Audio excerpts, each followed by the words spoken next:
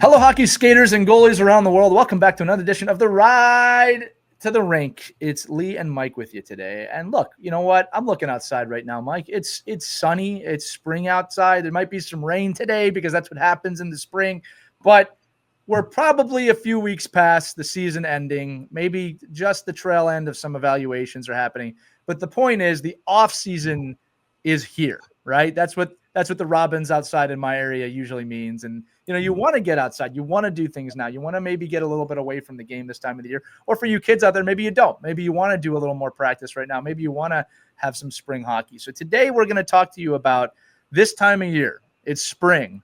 What does your developmental calendar look like? Or how can you create a development calendar? Or what the heck do we mean by developmental calendar and what this time of the year matters? So I'm going to throw it over to Mike because we are entering the time where we want you to think, if you want to be a better hockey player for next season, about some of the things you can do in the off season. And that includes you actually taking a break. Mike, go ahead. Yeah. So when I sit down with players this time of year, there's nothing you can do from what was just happened, right? You made a team, you didn't make a team. You were selected for the group you wanted to be selected with or not. You're still waiting to get selected. You have no idea. Maybe you're in limbo right now. You don't know. So there's nothing you can do about those things. But what you can do is plan your calendar. You can plan your development calendar. And I think a pitfall that happens to all of us, but mostly young hockey players and young athletes, is planning ahead to develop. Like you can't, any athlete that just wings it, that just gets up in the morning and says, what am I going to do today? Those are unsuccessful athletes at the end of the day. And my challenge to you is to come up with a developmental calendar. It could be as easy as a Google calendar with mom and dad, and just say, lay out right now, April, May, June, July, and August. That's all you need to have. And then black out all the dates you're doing something, family vacation, a cruise, a baseball tournament, a couple of hockey tournaments. Maybe you're going to a couple of hockey camps. Put all that in your calendar. Lay it all out there. And then look at the dates and say, oh, my God, do I have any dates left to develop? Because that's when development's going to happen. And if you – and I'll just say, before I hand it back to Lee here, is when you do this, you're going to find, like say you have a weekend tournament. It probably starts on a Friday. That means you're probably not training on Thursday. It probably ends on a Sunday. That probably means you're not training on Monday. So now you have Tuesday and Wednesday to train, and you got to hope that there's real life doesn't get in the way there. So unless you have a plan, unless you have a structure, it doesn't have to be, formal. It needs to be, I'm giving myself 20 minutes every Monday, Wednesday, and Friday, or this time this week to do this, this, and this. Now I can set my development schedule up. And at least you have something to track with and keep you on track with. Yeah. And, Mike, I'll even start earlier than that. This is amazing advice you're giving. But, kids, to me, it's all about habits and creating great habits, right? So one of the things my own son does, which he did on his own, I didn't prompt him with this, was, we have so many devices in the house. He has told his device, hey, remind me every night at this time to do 20 push-ups. And sure enough, every night that thing comes on. Logan, it is time to do 20 push-ups. And he does them. But that little help is how we started that. And then he created the habit of, this is funny. It started after practice, but just shooting in the at the net downstairs every day. So he's created these habits. And this is the funny part, my friends. It's really no more than 15, 20 minutes. All right. And for those of you young, that's not that much time.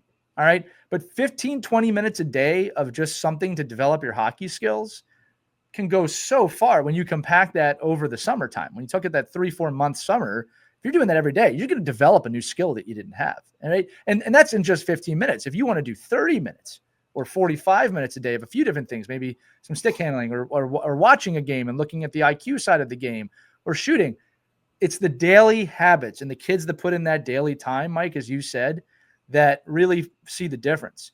So if you're not ready to wake up and say, what am I doing today? At least make sure you're waking up with some of those habits built in of, I'm going to do push-ups, I'm going to do squats, or I'm going to shoot at the net. It does not take much time to do those little things, and you still have most of the day left to go. And again, if you're older and you want to do more serious stuff, Mike is 100% right. You should have a plan. You should know what you're doing week to week, whether it's working out or practicing or getting outside or even studying. There's levels to this, but it starts with those great habits.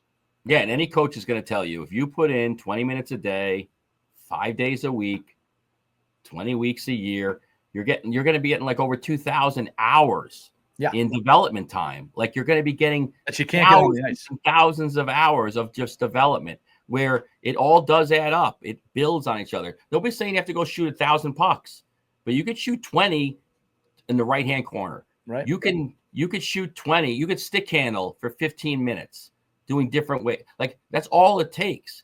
You could just journal. You could write down. You could say, listen, I'm just going to do my push-ups or my sit-ups. But it all adds up. It all adds up. And I think especially now we're in the off season, and for a lot of us, hopefully it's the off season for you, but you're going into the season, going strong, going ready and going focused. And then you can readjust your calendar to now say, okay, well, I'm already on the ice for this amount of time. Now I can restructure my time to say, oh, well, I got to make sure I get my 2 hours of homework in. I got to leave. Like you have to deliberately build blocks in your schedule to help you. And if you're doing this with mom and dad, I would even say, listen, if you have a full-time coach too, put your coach on that calendar. You know, it's an easy way for your coach to see, oh, wow, this guy's so busy. Like this kid's really busy. And I'm going to make sure I'm supporting this player in his quest and her quest in getting better. I love it, Mike. And in closing, I'll say this too, that, you know, if you're playing ice hockey in the spring or the summer, that's great. Like if that's what you want to do, but just remember that game, while fun, doesn't really replace the stuff that we're talking about. You got to build these habits. You got to do the stuff away from the ice as well. If you're serious about it, right? If you're not, that kids, there's nothing wrong with that either. If this is just something you're doing for fun, there's nothing wrong with that. But if you really want to be better, these are some of the things you got to do. And I'll say this too. This goes beyond hockey.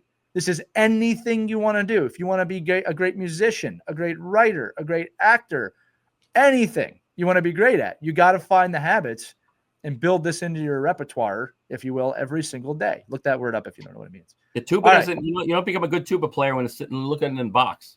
Right. And they don't just show up on the day you have the concert and are awesome. They got to practice, right? It's a great point. So kids, anything you want to do, anything you want to be great at, you got to build the habits to practice. And that doesn't come from your parents. That comes from you.